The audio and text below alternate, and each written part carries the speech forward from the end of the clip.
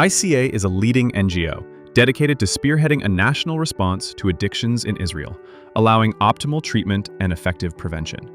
Since October 7th, ICA has dedicated its resources to supporting Israeli society in addressing the increase in substance use due to trauma and stress.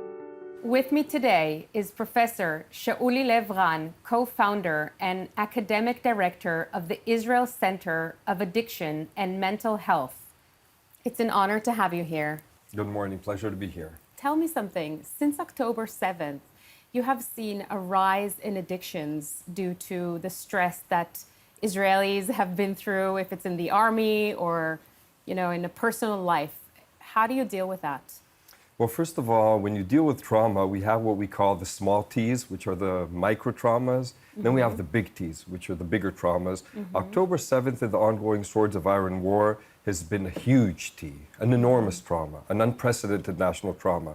Now, as humans, we can't bear those high levels of stress over a long period of time. We look for several ways, especially ways that are kind of immediate and available, to self-medicate, to reduce the high levels of psychological distress.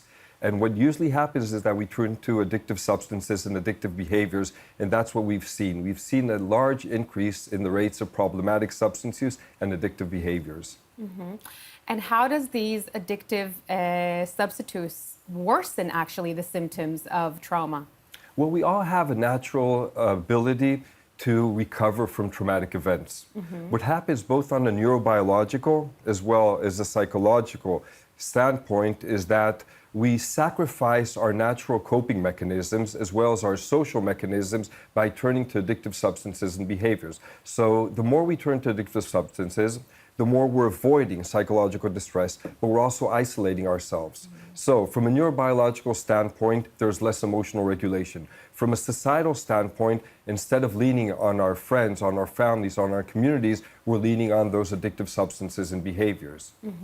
So basically, instead of treating the problem, they're just using something to kind of put it to bed. Especially, and it just makes it worse. So that's where the vicious cycle comes in. Yeah. The more psychological distress, the more problematic substance use. And the more problematic substance use, the worse our coping mechanisms are. So that's where the vicious cycle comes in. And then it's like a never-ending story. Exactly.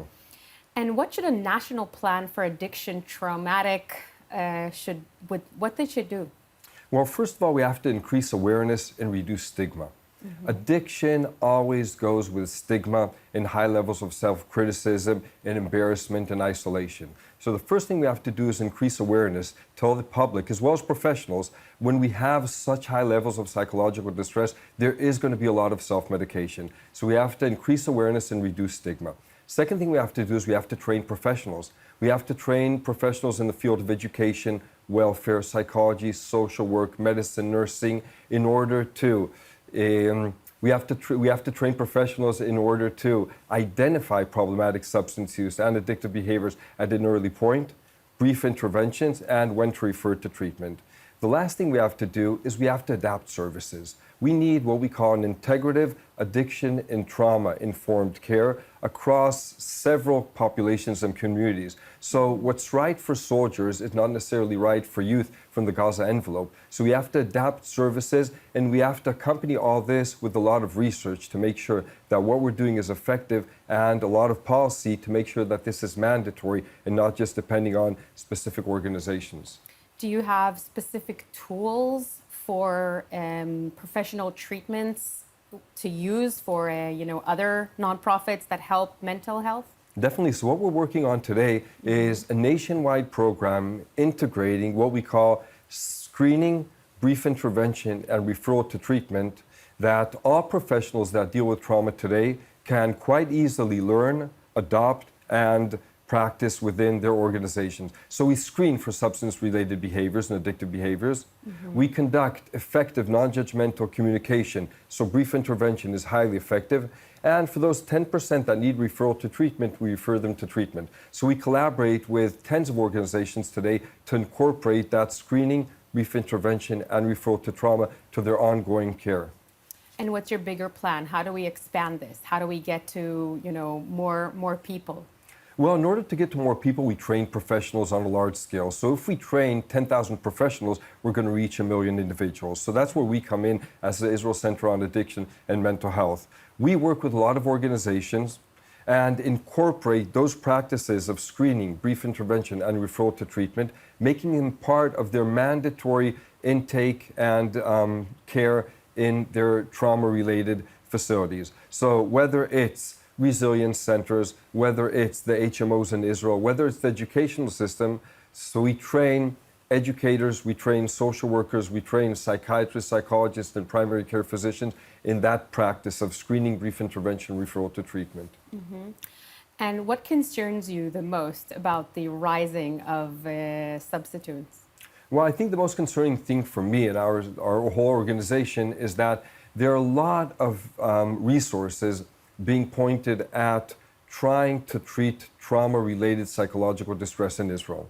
But when you realize what the vicious cycle of trauma and problematic substance use looks like, you realize that it's trying to fill a bucket that has a hole in the bottom. You can't treat trauma-related psychological distress without closing the hole in the bottom of problematic substance use. And we're a country in huge distress and limited resources.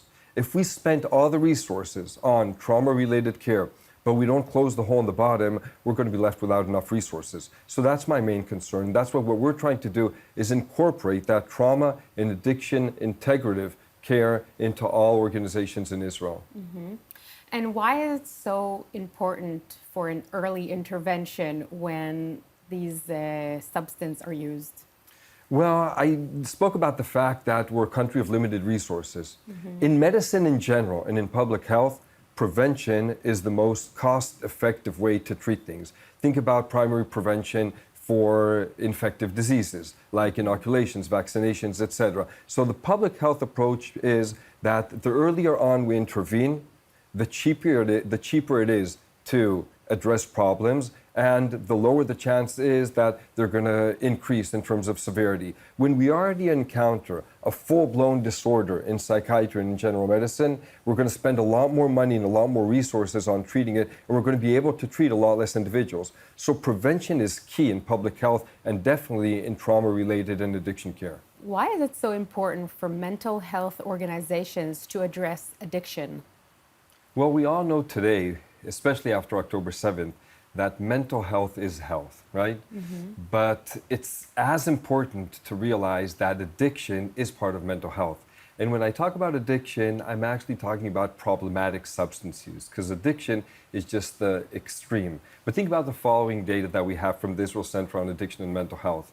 1 out of 4 Israelis suffer from substantial post-traumatic stress symptoms. That's 25% of the population. Is this after October 7th? After October 7th. After October 7th. Now, of those, about 50% report that they're using substances in a problematic fashion. What kind? So especially opioids, up by 70%. Mm-hmm. Prescription sedatives, because people are high rates of anxiety, have problems falling asleep, up by about 200%.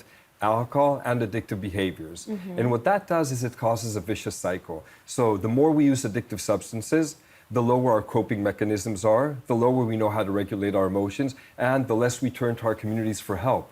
So we're increasing our problems after trauma, our psychological distress, and the higher our psychological distress, the higher our problematic substance use is. And that causes a huge vicious cycle. And in health organizations, what we're seeing is that if you try to treat post-traumatic stress disorder, as well as anxiety and depression, without addressing problematic substance use, you're going to spend a lot of resources with very low efficiency. So we have to address those, and that's why it's important to establish a national program that every organization that addresses post-traumatic stress disorder or post-traumatic psychological distress addresses problematic substance use and addictive behaviors as part of their core programs. Mm-hmm.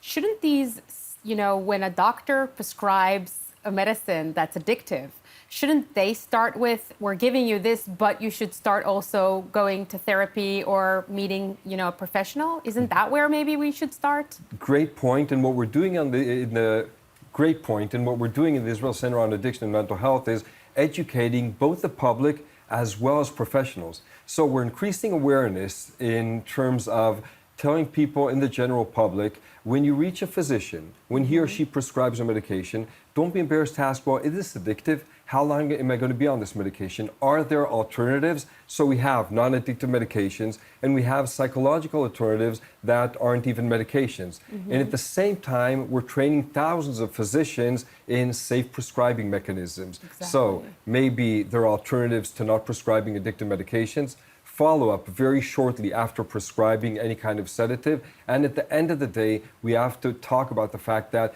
there are healthy alternatives and healthy coping mechanisms instead of prescribing a lot of addictive medications.